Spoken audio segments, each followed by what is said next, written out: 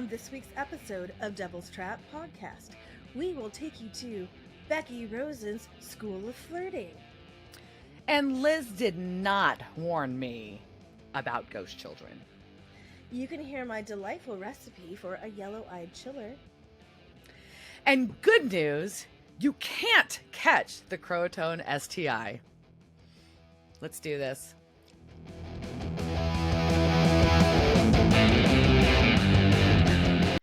Welcome to this week's episode of Devil's Trap Podcast. I'm Diana. And Liz. Hello. Welcome. Welcome to our episode. And this week we're talking Season 5, Episode 9, The Real Ghostbusters. But it's not The Real Ghostbusters because they're not... It's not. It's not. But I wish they had on proton packs. That would have made this. I don't know if that's what you thought was coming in, but hi. Yeah, I can't. I'm very excited. We've been waiting weeks to talk about this episode with Diana. I know. Yeah, I think. Are we just going to jump back right into it? We can if you want. Okay. All right. I mean, I got my Topo Chico. You've got yourself a fancy cocktail. A quick overview of all of our goings on. If you follow our Instagram, you saw our stories and post about our be at the Wu-Tang show, and here we go.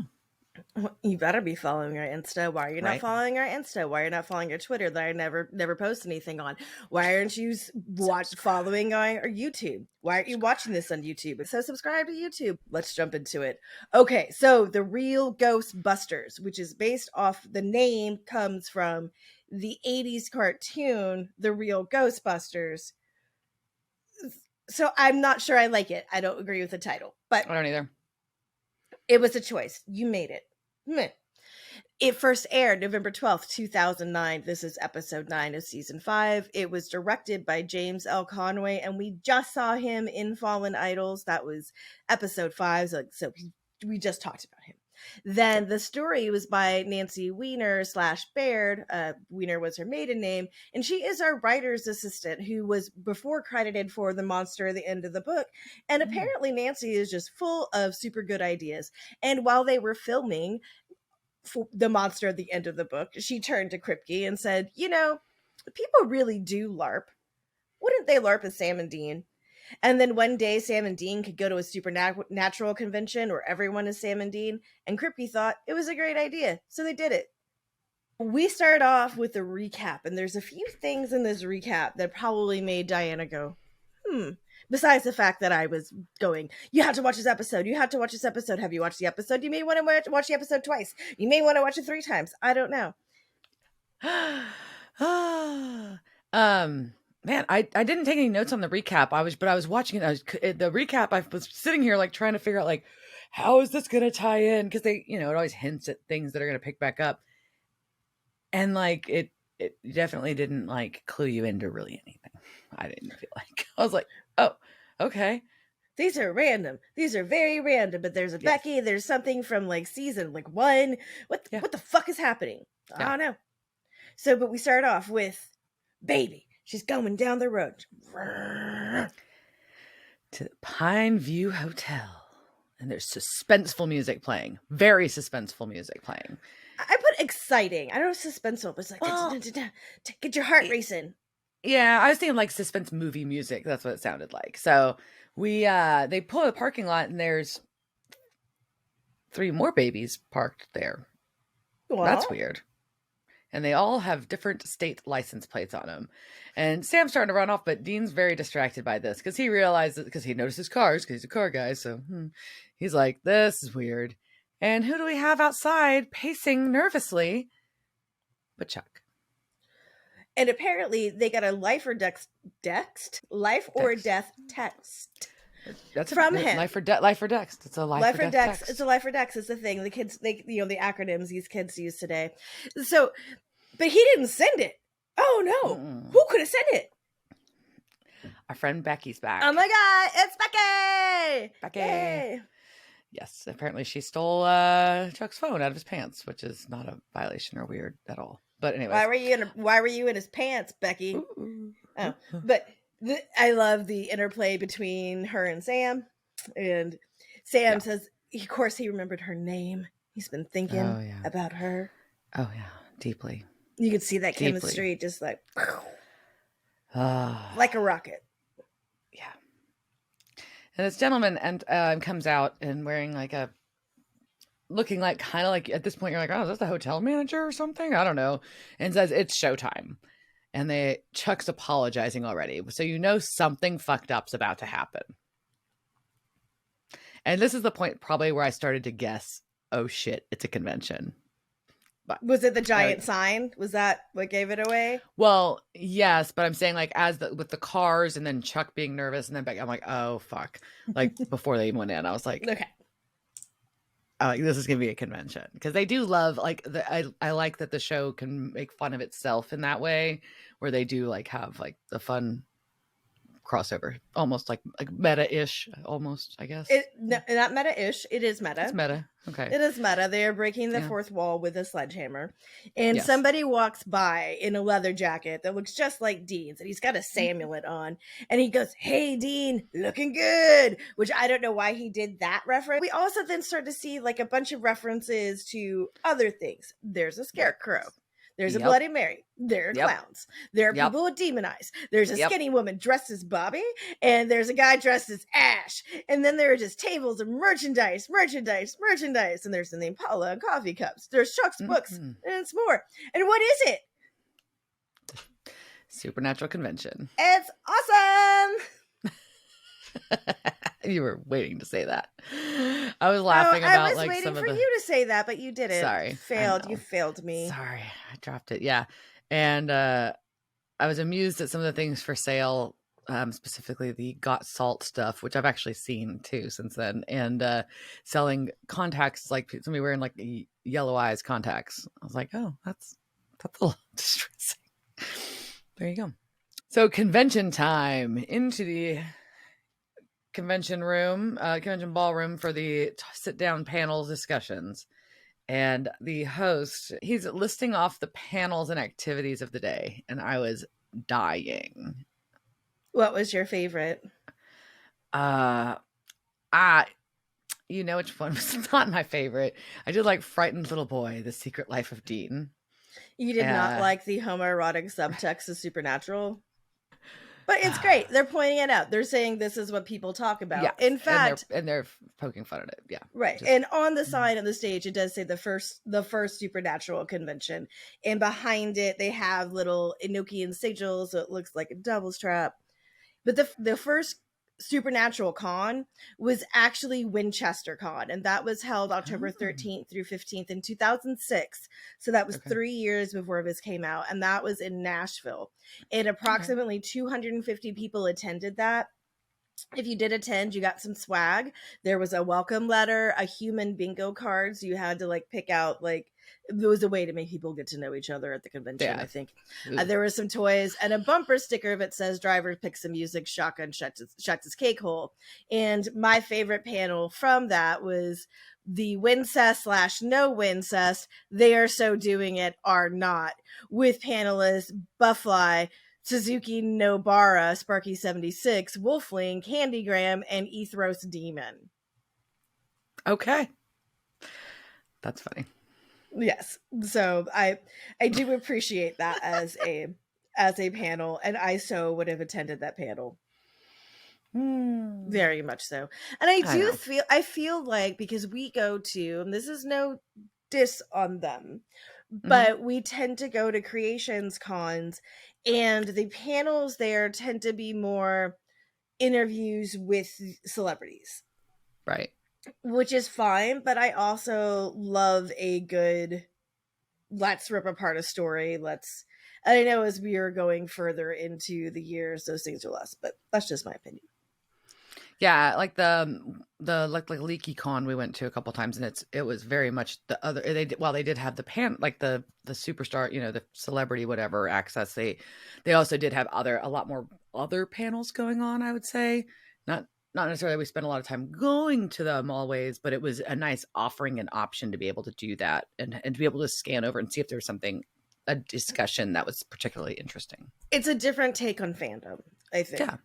So, anyhow, this fandom, there are a ton of people in this audience, and they're everybody cosplayed. Good for you guys. All of you. Yes. All of you. Participation, for sure. And now it's time for Carver Edlund to address the attendees. So, good old Chuck is super fucking nervous and awkward, and Chuck's it was really good physical humor he did. I know you've been a fan, and I've enjoyed podcast nemesis Rob Benedict. Yes.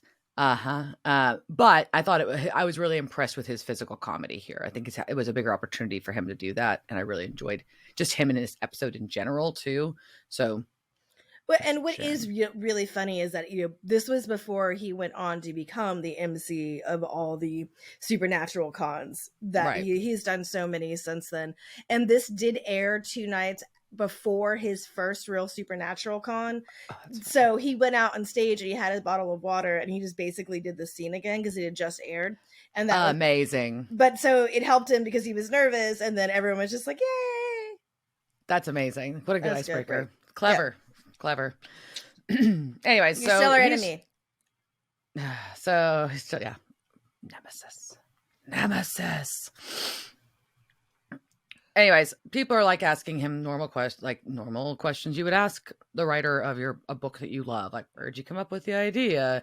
And why isn't there a bungee on their weapons? And how could they not tell that Ruby was evil? It's pretty funny. It is pretty funny. And the best reaction is Becky, who gets really pissed off at Fritz, who is cosplaying as the Hook Man. Yeah. And an interesting point, though, that I read on, I think it was on the wiki, that the book stopped publishing back in after No Rest for the Wicked was published.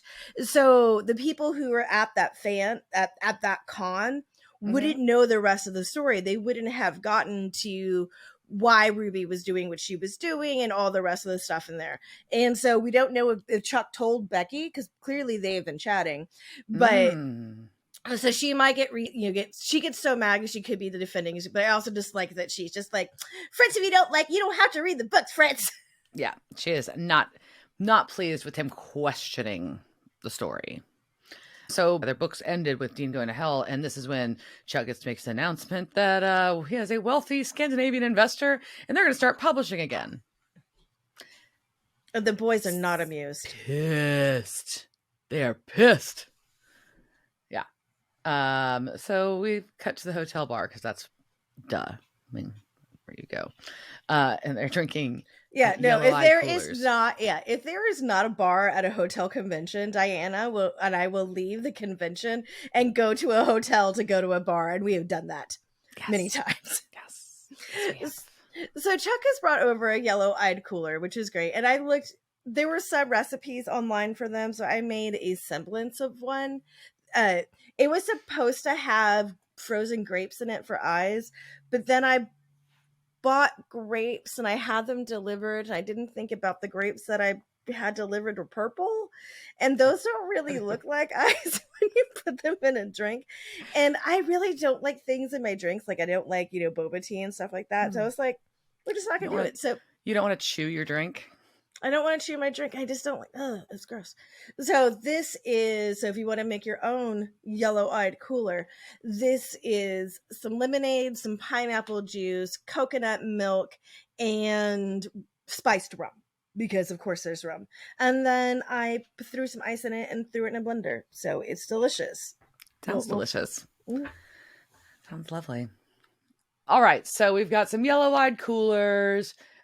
Chuck has obviously got the hots for Becky, like obs, for real. But she's too busy distracted fangirling over Sam still. Has she moved past fangirling? I think at this point she's just straight up stalking. But yeah, maybe. Yeah, because after you get to know Chuck's phone to text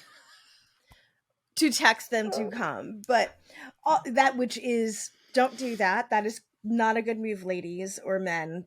Don't. That's creepy. No subterfuge. It's not a good way to get your man. But after you have met your idols, your fans, and you become friends with them, then is it still fangirling? It's different.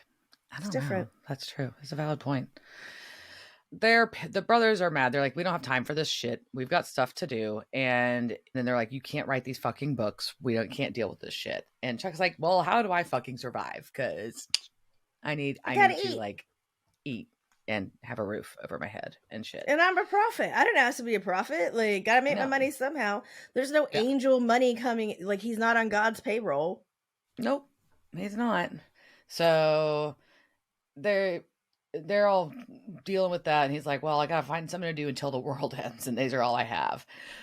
But then there's a scream. What happened? Oh no.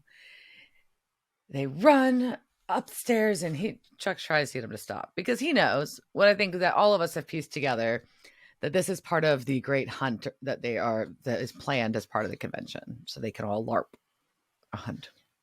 But our Winchester brothers are just used to running after someone screaming, so they go. Good for them. Good for them. But there's a maid or a woman dressed like a hotel maid saying she saw a ghost. And there's a bunch of other convention people in their, in their costumes, their LARPing outfits, whatever. They're cosplaying. That's the word I was lost. Thank you. You knew what I was going for. And she's like, I saw a woman in an old time dress like a school marm. And she's kind of giddy, though. She's not really good at telling the story at all, because she's going to tell a terrifying tale of terror. Not a terrifying tale of terror. No. And this is when our brothers realize that this is part of the game, so they leave. Yep. And then Becky is just very excited that the LARPing has started. And she hands them like a whole sheet about this is how the hunt is and what you're doing. And it says, Dad's journal. Dear Sam and Dean, this hotel is haunted. You must hunt down the ghost, interview witnesses, discover clues, and find the bones. First team to do so wins a $50 gift card to Sizzler. Love, Dad. Sizzler. Yeah. Dude, so and I ask this all the time, and are Sizzlers, do they still exist? I don't know. I kind of want Sizzler. I don't. I know it's terrible, but I kind of want to go to Sizzler. No, I'm like, man, I went like one ever in my life as when I was young, but I'm like, there's this really like good, like where it's like that cafeteria style steakhouse down the street from my house. And I'm like, that might be dinner. I don't know. I'm like, that sounds delicious. It sounds very exciting. Yeah. And Becky thinks they are a shoe-in to win this contest. Oh, of course. So we see a group of the cosplayers, the attendees, all in their FBI outfits, as I call them now. And they are basically talking to the fake hotel manager. That's the role that this guy, the MC, is playing, to give them the backstory about the hotel. Let's say there was once an orphanage, and there's the evil spirit of Letitia Gore and torturing little boys. Tortured and killed children. And they're all, as they are in their FBI outfits and they have their fake badges, they're also doing fake musicians. So there's a Lennon, there's a McCartney, which I think is great. And Sam and Dean just think that this sucks. They are not entertained at all. But we cut to the guy that was dressed as Dean from the intro. Him and another guy. There's two. One's as dressed as Dean. One's dressed as Sam. Their names are Damien and Barnes. But my notes say fake Dean and fake Sam, so I'm gonna have to see how it works out. We'll call them whatever the fuck we want to call them. Yeah. Oh, I'm not to them. I jumped ahead. But they're in the mix too. They're very excited to be playing this game. But we see this other guy is alone walking down a hallway with his EMF reader. And it's adorable. It is so cute. I love this, and I really think everybody should make these. It's just a little cardboard box, and it has a little arrow on it with a little thumbtack, and it just points, and he's just like, oh, EMF is going crazy. Going crazy. He just had to say it. He wanted to be able to say the line. And we get an actress that jumps out, and she's like, I mean old Letitia Gore. They buried me in the basement. Not super convincing. Not super convincing. And then he hits her with a Nerf rifle, which I assume was supposed to be a salt pellet. Yes, it's pretty funny. But he gets mad that she doesn't vanish. Like, what the fuck? So, and he's on the phone with his like guy that his partner, because he's supposed to be a quote unquote. Yeah, I couldn't tell if he was talking with his partner Dean. or if he was fake talking. Like if he was just like pretending to talk, like not even like talking to his friend, just like that into his LARP that he was like, yeah. Whoa. He was LARPing so hard he was having a fake phone call with fake Dean. Because that's a level. I don't know if I can. All right. But then while he's on the phone, he comes around a corner and there's a little boy appears and saying, "Help us." And then it vanishes. And so he's concerned about it being part of the game, and he runs and yells away. Yells and runs away. But then he gets really excited about it. He's just like, "That's awesome." And then he gets thrown around the room. Then it's not awesome at all. And we see that's also awesome. Well, yeah. We see the actual ghost of Letitia Gore, and she's calling him naughty. And then after she flings him around the room, she drops him. Naughty, naughty, naughty. That's what the ghost says. Naughty. Yes. Naughty, naughty. Naughty, naughty. That's what they chose. Yep. So back at the bar. Also, I did get a text message after Diana watched this, and that apparently I was in trouble for not warning her about the ghost children. Yeah, hold on a minute. I know how excited you were about this episode, and you fucking hate ghost children. These ghost There's a lot of ghost children in this episode. Yeah, they're not sad ghost children. They're kind of evil. They're fine. They're fine. I was upset. I'm just saying. They were creepy as fuck. They're not. Yeah, they are creepy, but in a way that I kind of think is adorable. So that's distressing. So we go back to the hotel bar to shots being poured. A really good shot of shots. Yes. Anyways, and Dean's trying to pick up the actress playing the ghost of Letitia Gore. And he is throwing out some terrible lines. And she has just been apparently hit on by these boys all day. And I'm very surprised any of these boys felt they could talk to a woman. So, but then she actually looks up and she sees who Dean is. And I think it's just like, nah, you're good. You're hot enough. I can put this LARPing shit aside. I do like her comment though. She's like, "Yeah, I've heard it 17 times from dudes in a MacGyver from dudes in MacGyver jackets." Oh, I was like, "Oh, she just insulted Dean's jacket." There you go. Anyways, so at this point though, they finally, when she realized, she's like, "Oh, hey, never mind. This guy's different." The young man that saw the actual ghost is yelling to his friend about seeing a real live ghost. So now the brothers are like, maybe. And they're like, "This isn't part of the game." And they're like, "Oh no. Okay, this is actual." And they think we're playing the game.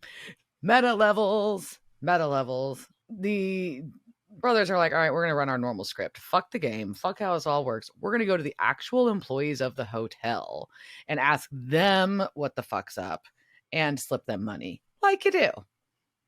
Because I also love this. And I know we'll get to him in casting couch because I don't remember. I can't wait for you to tell me who he is. But the person who plays the manager, like this role is made for him. He's so good in it. And I love his attitude. It's just like, "No, I don't have time for you freaking kids," until they're like, "How about a $50 bill?" And he's like, "Oh, fuck yeah, I'm going to tell you everything." Yeah. And he does. So they learn about the actual background of the hotel, and he's like, "Yeah, yes, it was the orphanage. Yes, Letitia Gore was here. Yes, she killed boys in the attic."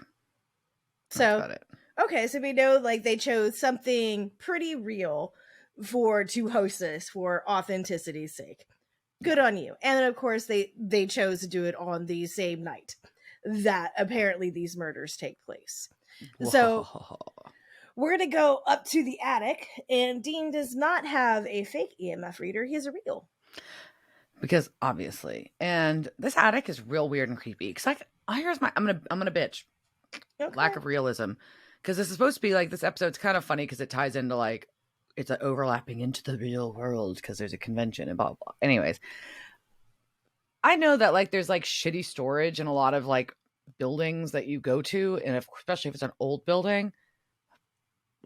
I'm just telling you that hotel wouldn't have that fucked up attic in it with a bunch of crap and dirt in it. It might be dirty, but like storage is important in business. And I was like irritated for them. I'm like, this is not a good use of space, and that is not accurate. But that's me. There you go. It's a waste of space. However, I've watched a lot of paranormal shows, and there are lots of buildings that have that crap in the attic. Yeah. So, yeah. And they are not happy about being up in the attic. But they're like, all right, there's a real ghost, a bunch of dudes pretending to be us poking at it. Like, this is going to be bad. And we see the two, our fake Sam and fake Dean, Damien and Barnes, they're kind of following, and they're keep telling Barnes, Damien keeps telling Barnes to stay in character, so it's pretty funny throughout. But stay in character as they're on their stop way, it, Barnes. Ruining the game. They do get another appearance. We get another appearance of our ghost child, asking them for help. And the fake Sam cries. He's like, "Oh my god, the makeup is amazing." It's not a ghost. It's not an actor. It's a ghost. And they ask the little boy where he's buried, and he points at a map on the wall, like at a painting on the wall. A painting on the wall. And there's little like handprints there, and there's little creepy handprints little kid. Hold on, creepy little kid bloody handprints on the back of this painting, and then they open it up, and there's a map. This is stupid, but they think it's part of the game. I just think it's a terrible plot point. But really, it bothered you? I mean, it didn't make sense. There's a fucking map in the painting. It didn't make sense. Yeah, of where they're what? It's not a treasure map. Like it's no, and it like doesn't make sense. Why the fuck is there a map? Like, why would a map of the grounds be hidden? That doesn't really make sense at all. Like, this is the grounds. Like, why is that a secret at all? Yeah. So there we go. Whatever.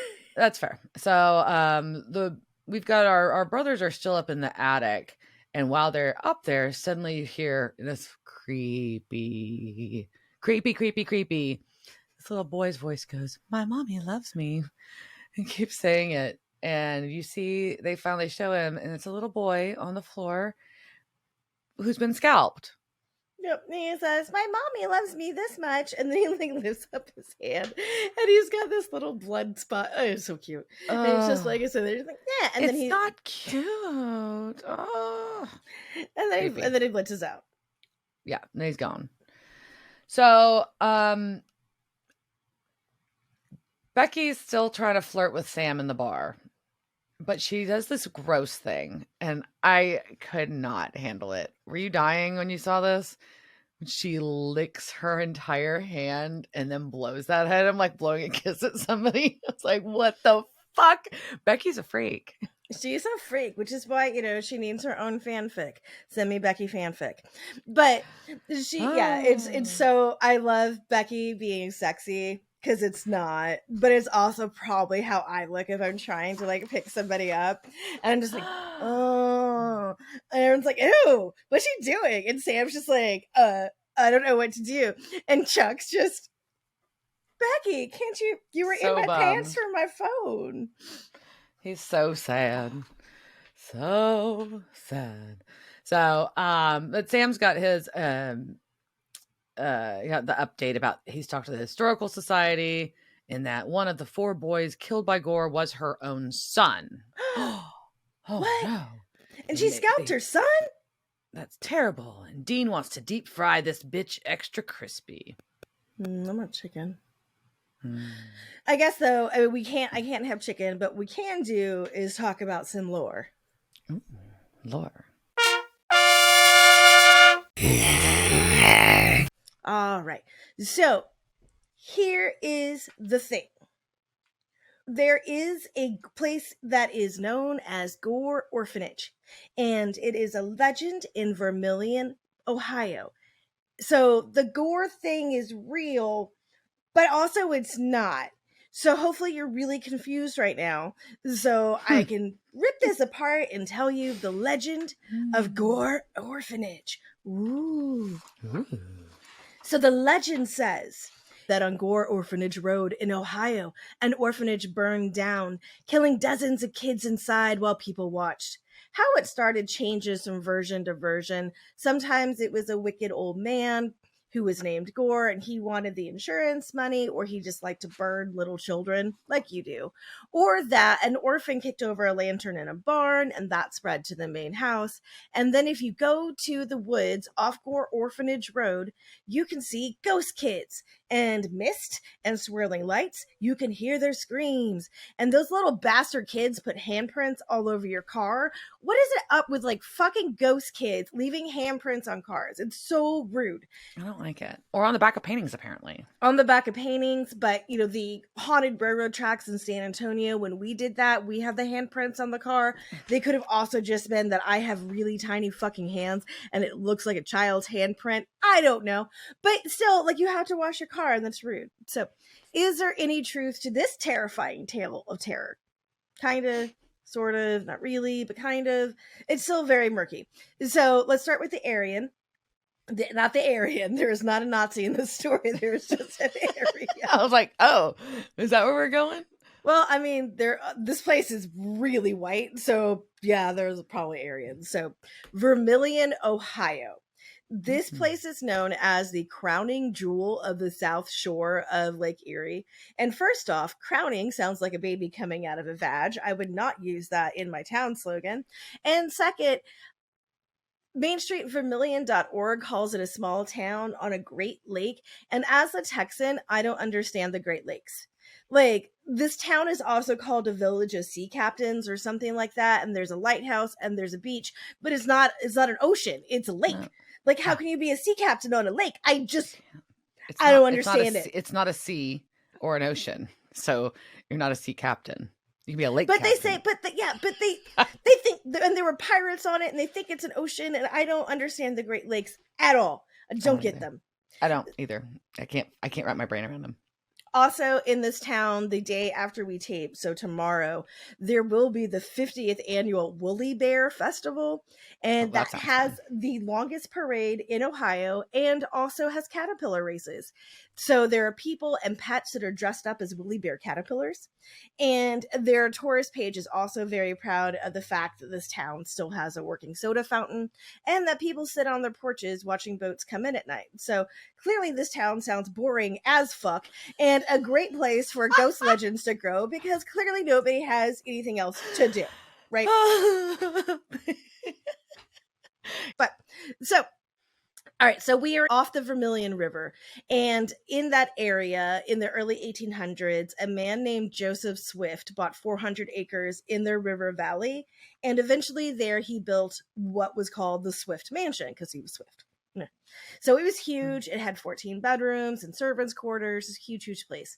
But he lost all his monies. Oh, no.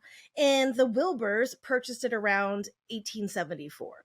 So this was Nicholas and his wife, Eliza, and they had some bad luck after they moved out there, including the fact that all 4 of their grandkids died within a 6-day period of diphtheria. So then not winning the Oregon Trail game. I mean, I think that's dysentery, but still also failing the Oregon Trail trip. But there are also rumors about the Wilburs because they were spiritualists. What? And this is not surprising given the time frame, where they were located, and also just the fact that they had family members die, and that generally is a reason why people turn to the spiritualist church, because they want to talk to dead people. And so people are like, oh no, they're having seances out there. But Eliza may not have been completely okay. She would every night set out dinner plates for the dead kids and then go tuck them into bed. It's not very specific about like whether or not she was like just tucking fake things. I don't know what she was doing, but not coping. That's not a good coping. No. And Nicholas dies after the turn of the century, and most of what is now called Swift's Hollow was bought by a Mennonite missionary named Johann Sprunger and his wife Katharina Sprunger, and is often noted that Katharina's last name was Sprunger before they got married. Hmm.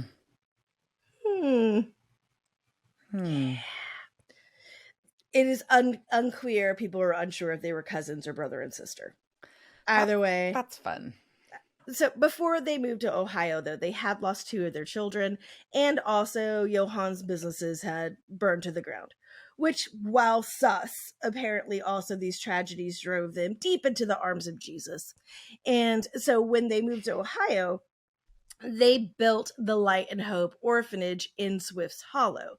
And they built 4 buildings for the orphanage, and the kids did not sleep in the mansion, though. They built, like, buildings for them, so they didn't want to, I don't know. The mansion's, like, starting to fall apart. They're weird. There's also stories of it being, well, an orphanage in the late 1800s, early 1900s, and terrible. And the kids were beaten, and they were dirty, and it was unhygienic, and they ran away a lot because it was an orphanage. And probably shitty, right? I feel like that adoptions weren't happening very frequently in that time period. Probably not. They were probably just kids that were there to work farms. That's probably my guess.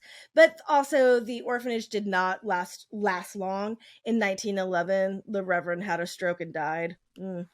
And the orphanage closed for good about 4 years later. And most of the buildings burned down, but no kids were ever burned in it. But being, like I said earlier, this is a place with fuck all to do.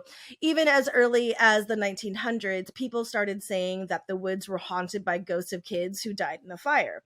And one of the theories is that the fire that didn't kill any kids. The fire that didn't kill any kids. There were fires, but the fires didn't kill any kids. But in 1908 in Cleveland, which was not far from there, I mean, far in those times, but, you know, in today's, I think it's like 45 minutes or something. In 1908, there was a fire in Cleveland, and 172 children died in that. And that was not an orphanage, it was a school. And it was a really terrible story, but they think that maybe those things started getting twisted. So as the buildings disintegrated, the stories grew. And even while they tried to revive the Swift Mansion, somebody burned it down in 1923. So now if you go out into the woods on Gore Orphanage Road, and there's a road there that says Gore Orphanage, you can see the burnt out remnants of the buildings, and it's really creepy because there's burnt out remnants of a building. Yeah.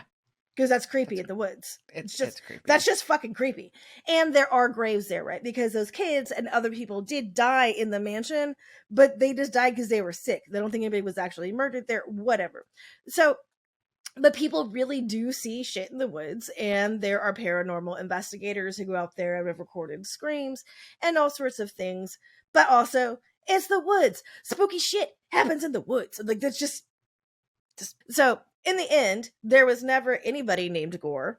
A Gore is actually a triangle shape, and that is what the road to the Swift's mansion looked like. So they named it Gore. And so for a while, it was just Gore Road. Then somebody added orphanage to it later because it came associated with the Sprunger Orphanage. So is this story true? No, but kinda, right? Isn't that great? And I will say, this legend is still embraced by the town.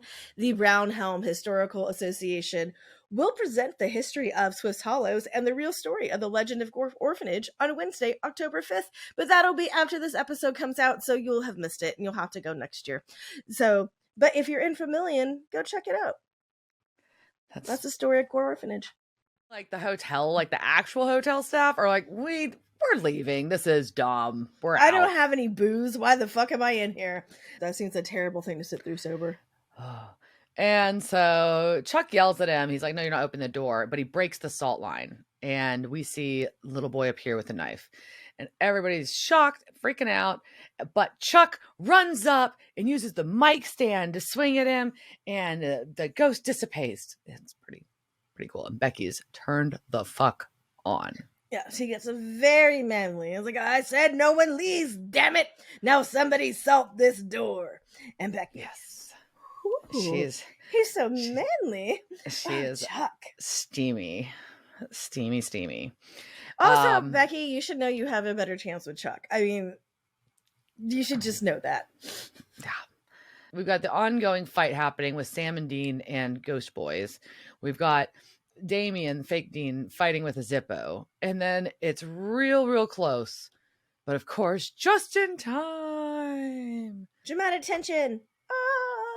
Damien and Barnes are able to burn the bones. Woohoo! Yay. Because of course they are. Of course they are. And Dean picks up the poker and he says, maybe that guy was right. Maybe we should put these things on a bungee. Pretty funny. Good. It was a good callback. Good callback in writing. I appreciate one of those. So we see it's the next morning now. We see the police are there and they're rolling out a body bag. Poor Fritz. Dean's thanking Barnes and Damien and introduces himself as the real Dean. But they laugh about it. So now they know that hunting is real and ghosts are real, but they still don't believe that Sam and Dean are real, which I thought was an interesting, I guess there's only so much wildness to accept, I guess, in one moment. Yeah. They got what they could. Damien gives a really cool little talk because earlier when Dean was questioning why they like the story so much, Dean's like, look, you're wrong. You don't get what the story's about. It's like, our day jobs, we sell stereo equipment, fix copiers, but we think our lives suck. But Sam and Dean get to wake up and they save the world. They have a brother who would die for them. Who wouldn't want that? It's just very sweet. It's very sweet. Very. And Dean sweet. takes us in. It's kind of, I think, a pivoting, like a light bulb. Oh, yeah, I need to have some gratitude for my life. Then he turns to them and he says, oh, you don't make a bad team yourselves. How did you two meet? Mm-hmm. They're more than friends. They're partners. They're holding hands. So they were a couple all along. They were a couple all along. They met in a Supernaatural chat room. And because of this, it was actually nominated for a GLAAD award. But yeah, go on you, Supernatural. It was adorable. Aw, it was.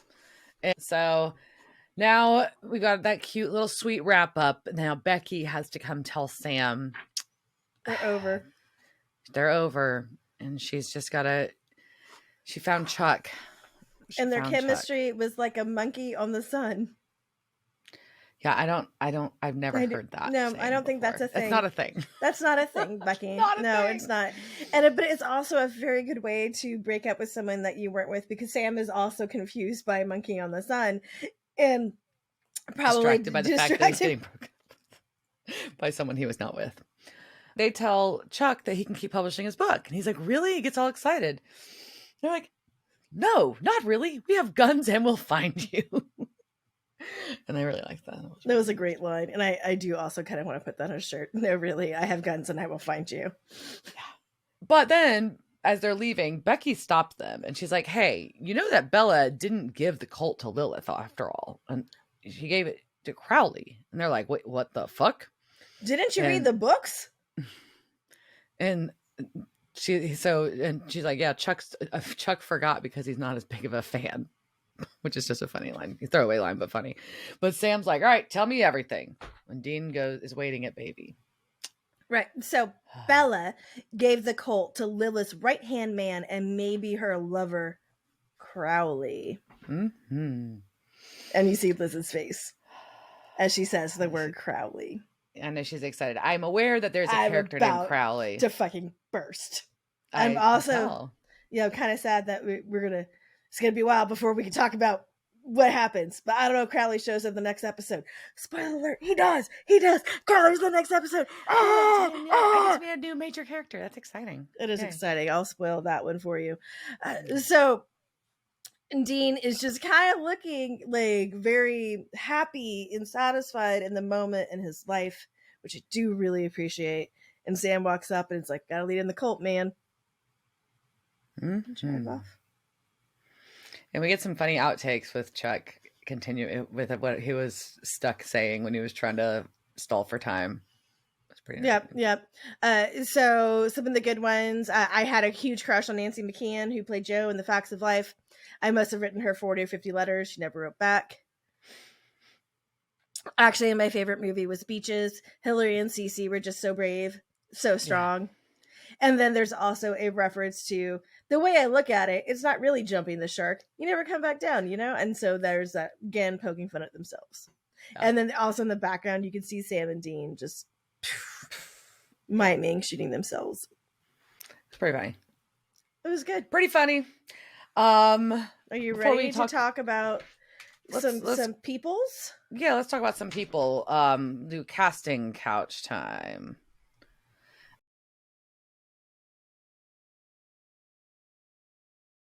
Damien, aka Fake Dean in my notes, was played by Devin Rattay. He is Tinfoil Kevin in The Tick, the TV show. He was Pulaski in the R.I.P.D. movie. He was also a child actor. He's been in a bunch of stuff too, other stuff too, but two notable child actor roles: Buzz in Home Alone and Ronnie in Little Monsters. AKA Fake Sam is Ernie Greenwald. He's just been a bunch of TV shows, like character actor, and just a bunch of stuff. And then the Letitia Gore actress, so the woman that was actually there, Hooters girl. Yes, Hooters girl. Yan K. Crystal Lore is her name, and she was Ashlyn in Final Destination 3. She had a bit part in Snakes on a Plane. She's Zoe in Hot Tub Time Machine. There's a series of TV movies called Signed, Sealed, Delivered. They've got like 12 movies deep. She's Rita in that series. And then she was in another TV movie as Maggie called Christmas at Dollywood. Christmas at Dollywood? I know. Like, we have to look that one up. I'm like, oh, we might have to watch that one. And then our LARP maid, that's the one who did the terrifying terror tales. It was Kayla Bjorkson. She was Angela, the wedding planner in To All the Boys, Always and Forever, which is that series on Netflix. I actually really like it. So there you go. And then she's Mrs. Anderson in The Chilling Adventures of Sabrina. Our hotel manager, John Shaw, that you were commenting on earlier, he's been in just like a gazillion TV shows. And so you've very recognizable face. He was Doug in The Watchmen. He was Daniel Lafferty in Happy Gilmore, and Charles Botts in the Little Woman movie that came out in the 90s. So that movie's awful. Yeah, it is. And then our convention host was Jonathan Bruce. He has two roles that I would like to note. We're going Christmas. Elf. He is the biker in Elf, which is hilarious to me because it's a very minute part, but it's really cute. And then also is the fat angel, not my words, it's actually the casting note, in It's a Very Merry Muppet Christmas Movie. Oh. So there you go.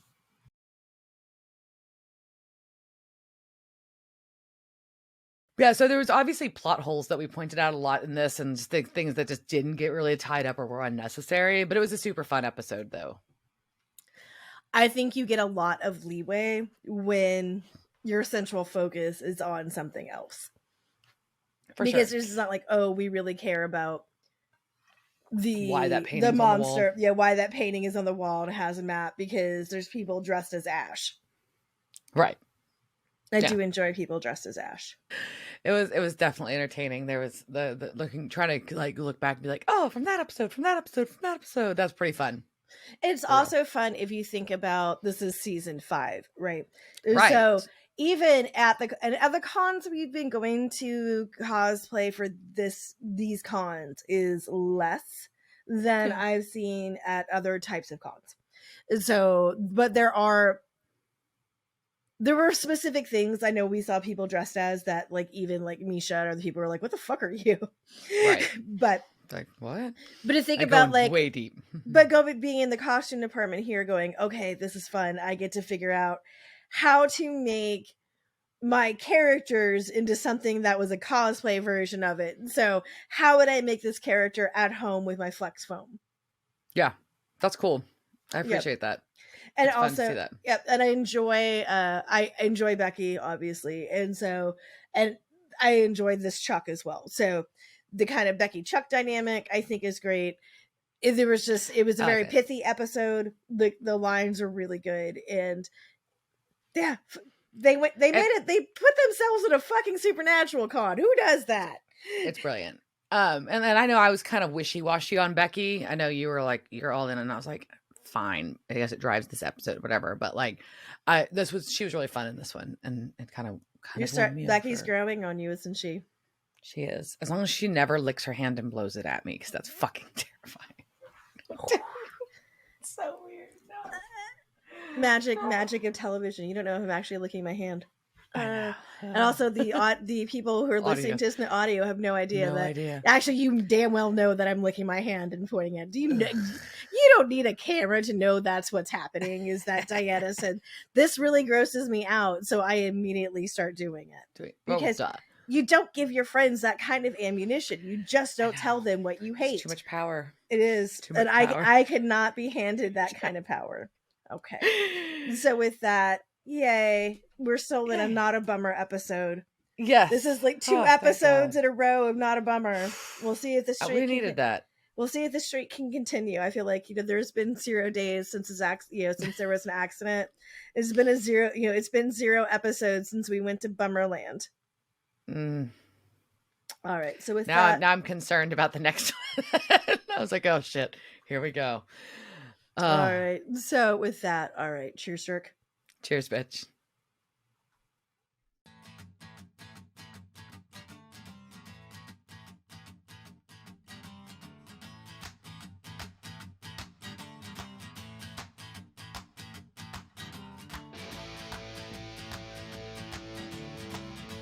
Devil's Trap Podcast is a Don't Get It production.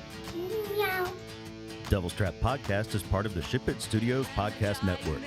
Thanks for listening to this week's episode of Devil's Trap Podcast. You can follow us on Instagram at Devil's Trap Podcast, Twitter at Devil's Trap Pod, or you can email us at devilstrap@devilstrappodcast.com. Don't forget to subscribe, leave reviews, and share with all your friends.